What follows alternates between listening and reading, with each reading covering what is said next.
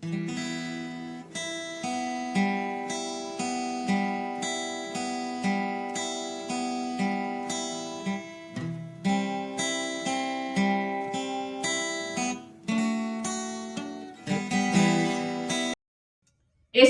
పరిశుద్ధ నామంలో మీకు ఉదయకాల శుభములు తెలియజేస్తున్నాను.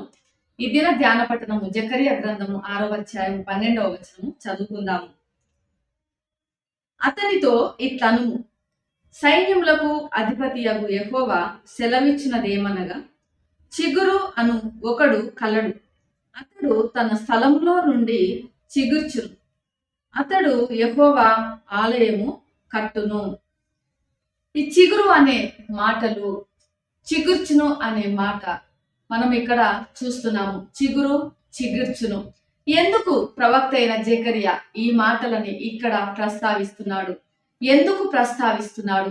దేనికి ఆ మాటలు సూచిస్తున్నాయి అని మనం చూసినట్లయితే, ఈ చిగురు ఎవరో కాదు గాని ప్రవచించబడినటువంటి మెస్సియాను సూచిస్తున్నాయి. అనగా యేసు క్రీస్తుల వారిని ఈ మాటలు సూచిస్తున్నాయి. చిగురు ఎవరో కాదు, యేసు క్రీస్తుల వారే. ఆయన యాజకుడిగా మరియు రాజుగా తను చేయబోయే కార్యాలను గురించి కూడా ఈ మాటలు తెలియజేస్తున్నాయి. చిగురు అన్నప్పుడు ఈ పదము మెస్సియా యొక్క నామమునకు లేదా ఆయనకున్నటువంటి బిరుదుకు చిహ్నంగా ఉన్నది.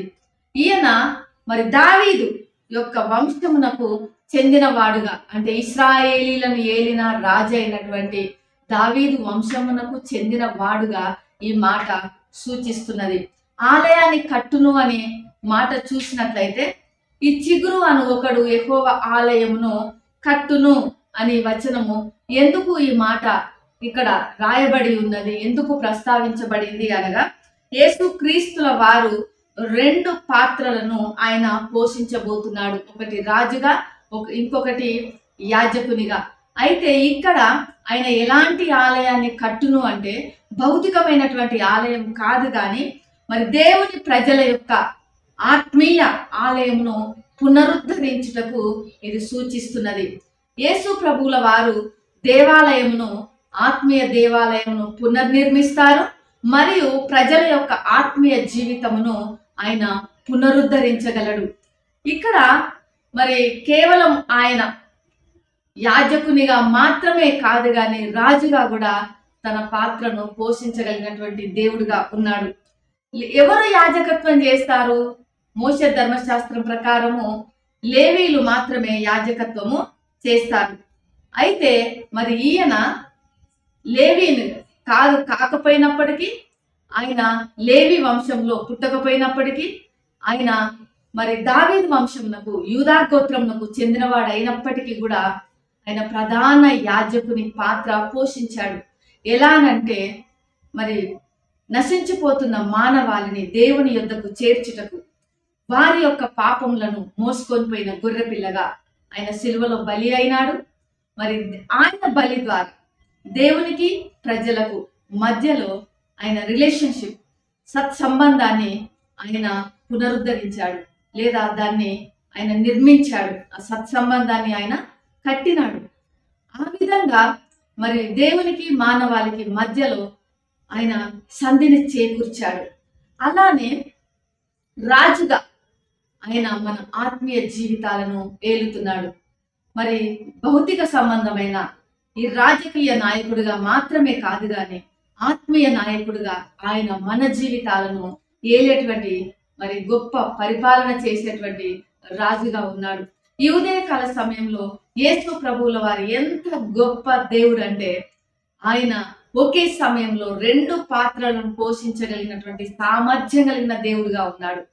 ఒకవైపు యాజకత్వం చేస్తూ మన పక్షాన తండ్రి అయిన దేవునికి విజ్ఞాపనలు, యాచనలు చేస్తున్నాడు, ప్రార్థనలు చేస్తున్నాడు. ఇంకొక వైపుగా మన జీవితాలను ఆయన ఏలుతున్నాడు. మనం సన్మార్గంలో ప్రయాణించటానికి, సరి అయిన మార్గంలో మనం వెళ్ళటానికి, ఆ మార్గమే పరలోక రాజ్యానికి దారి తీస్తున్నది. ఎందుకంటే ఆయనే మార్గము, సత్యము, జీవము. ఆయన ద్వారానే మనం తండ్రి యొద్దకు మరి చేరుకోగలం. కాబట్టి ఆయన మనకు ఒక మార్గాన్ని కూడా ఆయన సిద్ధపరుస్తున్నాడు. మన రాజుగా, యాజకునిగా మనకున్నటువంటి మన యేసు ప్రభువుల వారిని మనం స్తుతించుదాము. ప్రేమ నమ్మకం కలిగిన పరలోక తండ్రి పరిశుద్ధుడానికి వందనాలు చెల్లిస్తున్నాము. ఈ ఉదయకాల సమయంలో నాయన మీరు మా జీవితాలలో రాజుగా యాజకునిగా మీరున్నందుకు నీకు వందనాలు చెల్లిస్తుంటున్నాము.